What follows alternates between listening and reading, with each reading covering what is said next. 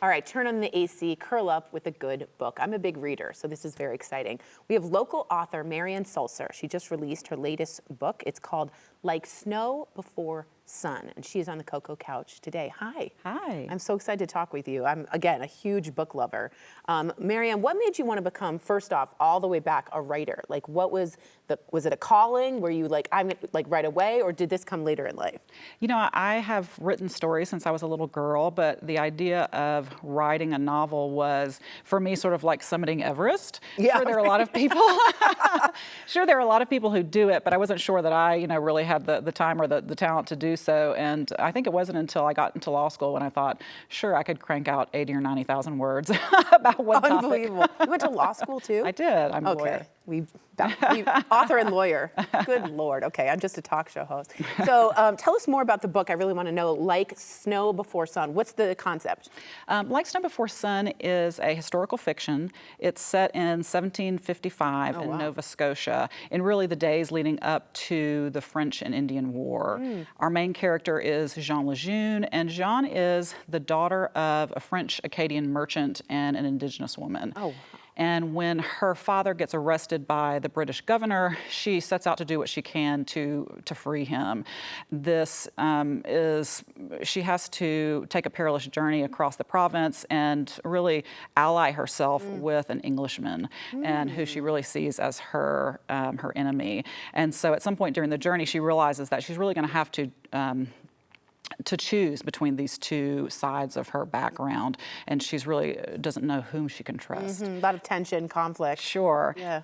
And really, at its core, it's an adventure wrapped in a love story. I was going to say I feel like there's a little bit of love here, and I like a perilous journey. I just like the high stakes of this all. Yes. You're sort of a page turner, yes, which is amazing. What drew you? It's a very specific moment in history. It is. Have you always been interested in this time period?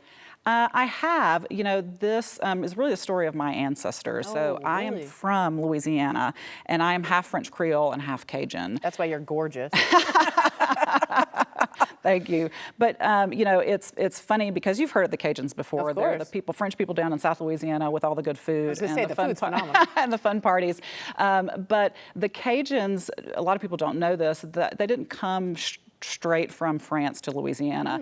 They had actually colonized Nova Scotia, this part of Nova Scotia that they call Acadia, before there were ever pilgrims in Plymouth Rock. Really? And they were there for many generations and befriended the local indigenous nations in that area and lived very peacefully.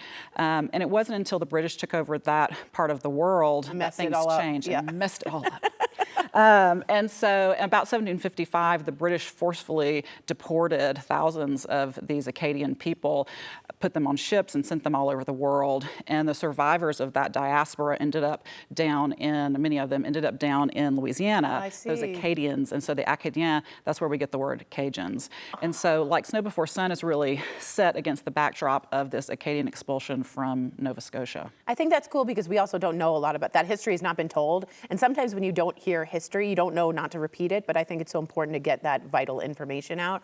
Are any of the characters based on your actual family?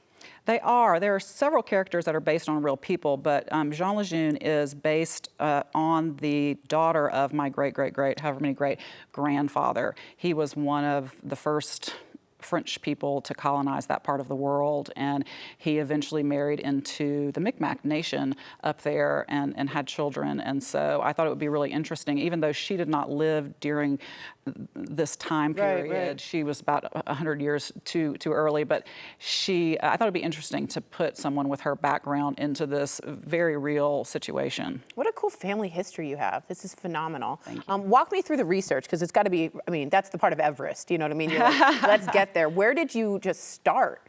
Well, certainly with the history, I wanted to make sure that it was as historically accurate as possible. So certainly the history and the timeline, but definitely the politics, the world, the empire building that the different countries were doing. But beyond that, I researched everything you can possibly imagine, from the geology and tides to what flowers grew, wow. what trees grew at certain Details. parts, the details, Yeah. what birds could be found near the waterways during the summer months, what do their calls sound like? Wow. And the result, I hope, is a really immersive experience for the readers. I like when I'm reading a book and I can smell it, I can hear it, and I'm in it. I think that's so vital, and the details are all accurate, which is amazing.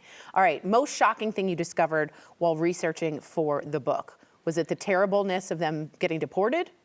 Certainly, I grew up hearing the story from my teachers and stories passed down through my family, but the most surprising part to me was actually a positive thing. I was never told as a kid about this beautiful relationship between these indigenous cultures and the Acadians, and how they really helped these French people learn to live in this part of the world where it was completely new to them. And then also, certainly, these indigenous cultures, particularly the Mi'kmaq Nation, really sheltered the Acadians and hid them from the British during this expulsion, and so really saved thousands of lives. Amazing. And it's a beautiful story. An alliance we could learn from. Am Amen. I right? Amen. I'm not trying to get political. I'm just saying that's a good thing. All right, everyone, you have the chance to meet Marianne. Oh, yay. And get a copy of her book at the Colorado book launch on July 1st. It's at one of my favorite places in Denver, the Tattered cover on Colfax. If you can't make that event, no worries. You can buy her book online at mariannesulser.com. I can't wait to get into this. I really can't. Thank you for being here.